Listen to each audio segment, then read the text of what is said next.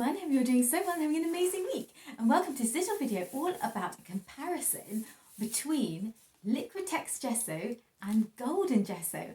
Also, thank you so much for incredible comments on my last video. I know it's a long time no see, but I am back, maybe even with 2 videos, wishful thinking, but let's hope. Also, if you're new, please do like and subscribe and comment. I will be so grateful, and it helps me grow, it helps me make more videos. I thought I'd sort of do a comparison between these 2 Gessos because they're basically the 2 most popular ones. They're kind of a similar price range depending on where you live, and yeah, I just thought it might be helpful because obviously if you're somebody who gessos your own panels, to make your own panels to paint on with acrylic or oils, it's so useful to find out, you know, what do people think about these 2 popular brands. So here we go, let's start. So firstly, the price difference. When I bought these 2 were roughly the same price, but obviously the price goes up and down the way they art supplies sometimes do. So the Liquitex one was, I think, if I can remember, because I actually did buy this a long time ago, I think it was around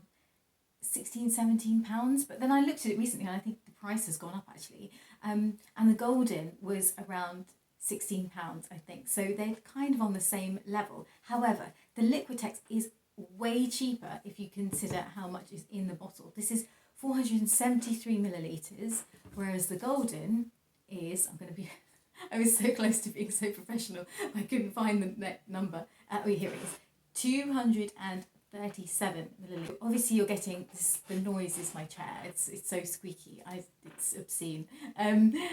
So you're getting obviously a lot more product in this one, and it is still going, there's still loads in there, so this is really good value in the sense of quantity. Next up, packaging. So obviously this one can already tell is a big fat squeezy tube situation. You pour it out.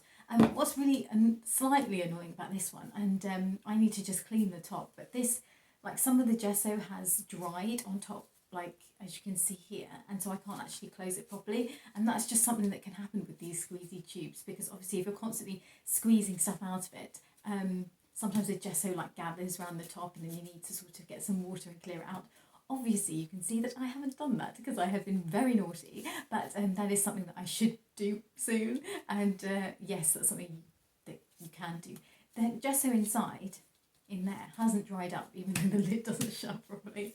And then this one, the Golden one, this is one of those plastic jar things, and so obviously you just take off the lid like this, and then you have your shiny gesso inside, and then you put the lid back on, and you obviously have to get a palette knife or a brush and just dip it in. I usually use a brush. I don't think I know where my palette knife is, so I use a brush. Okay, next up, in terms of application, quite similar in one regard, which is I feel like you get the best finish with 3 layers. So if you like to paint with oils or acrylic, I do feel like 3 layers is the best result you get, and you can't see the hardboard underneath, because I do feel like generally on like an MDF panel, you don't want to see anything under, grey stuff underneath or brown.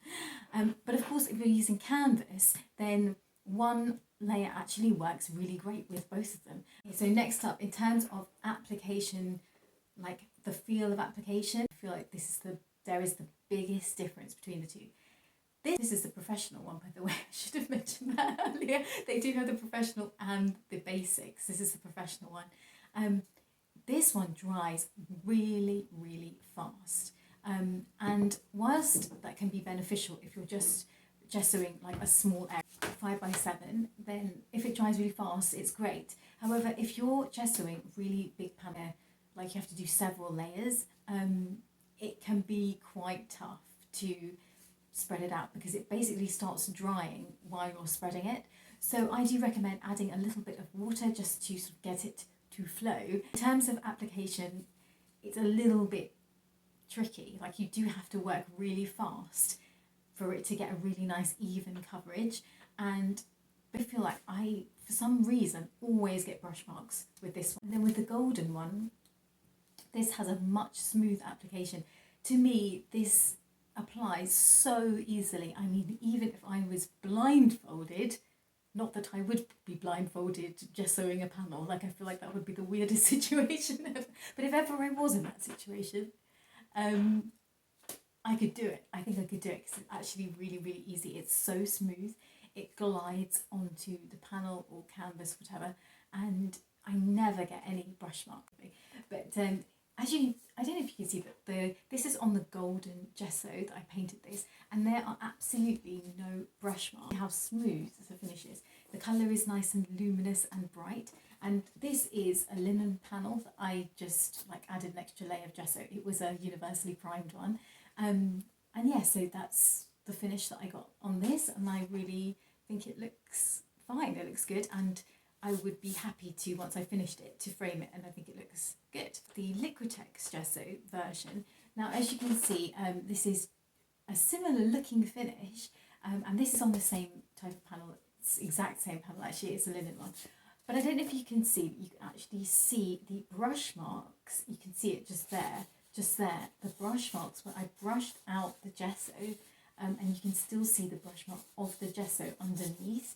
So it's like when the light reflection happens, you can see the brush marks. Now, actually, I have to say, it doesn't bother me at all. Like, I think the painting still looks great, but it's just something to be aware of, because you do have to be careful about those brush marks, but they're lovely gessos, both of them. Liquitex has more tooth and it has more of a dry feel, as the golden has a more slick surface, smoother. So it all depends on what you do prefer. Some of us like a really slick surface where it's like the paint is just runs off it basically, and then others like a little bit of tooth to get that grip.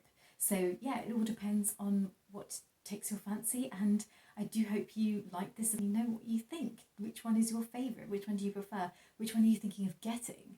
And have I influenced your decision? And I hope I've helped in some way or another, because there are so few reviews on any art products. So I do hope, as I say, that I helped. I do hope you enjoyed this video. I'm going to be back very soon with more videos, hopefully more reviews, and of course lots more painting. So take care, and I'll see you soon.